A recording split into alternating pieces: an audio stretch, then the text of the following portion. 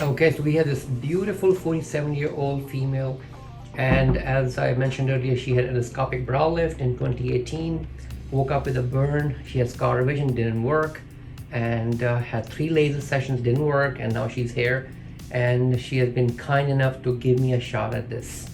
I know she's been to other people, and it was very hard for her to trust someone to fix it, so I have a huge responsibility, but I'm very excited, and let's take a look and see how we put it together. I want the patient to squint so you can see what happens right there. You can see the atrophic scar, and then you see the dog ear deformity on the top. So let's get to work and talking. Okay, so now comes the hardest part of surgery, which is the marking. Everything depends on that. So the first thing I always do is I identify the boundaries of what I have to remove.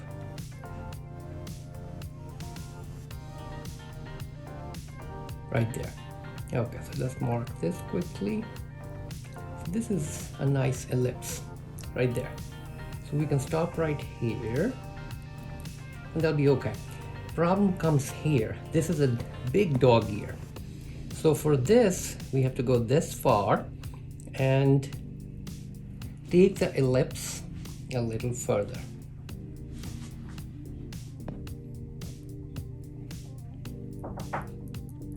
And what I'm trying to do now is trying to see how much I can excise here without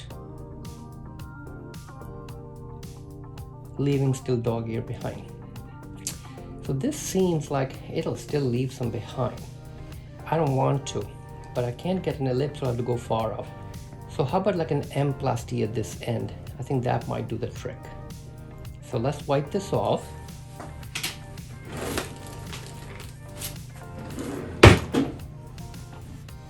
Because, you know, scar is important, but, you know, this bump, this stupid dog here, in the pictures, honestly, that's what sticks out more than anything else. And that's very annoying. So let's go ahead now. Okay, so I'm going to clean it. Otherwise, with alcohol, the marker doesn't work. So we've dried it. Good, good, good. Now let's see what we can do here. Okay, so I'm going to go right in the center right here. And I'm going to go up to here and here. So now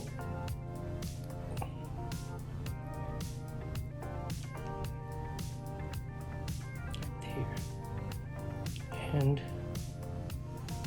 right here.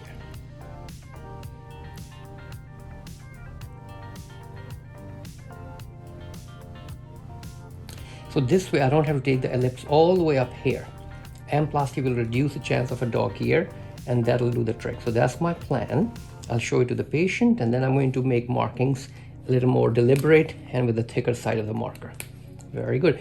Could you please squint? So you can see with squinting, this darn thing is so big. So I really want to reduce it enough that it is not an issue anymore. And I think this should be adequate for that. Fantastic. Now we can stop. Okay, so we just finished, and as you can see, I have the ellipse with the M-plasty, and then that's a scar tissue underneath right there. That was causing the dog ear deformity, this thing right there.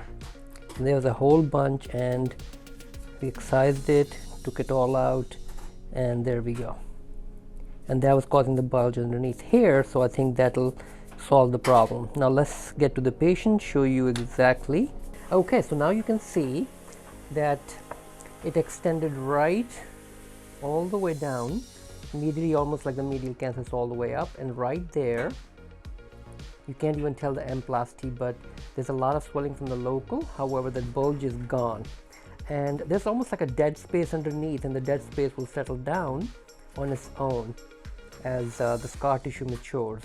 And the bulge is not going to be completely gone, but significantly better, where I think over time it is not going to be an issue.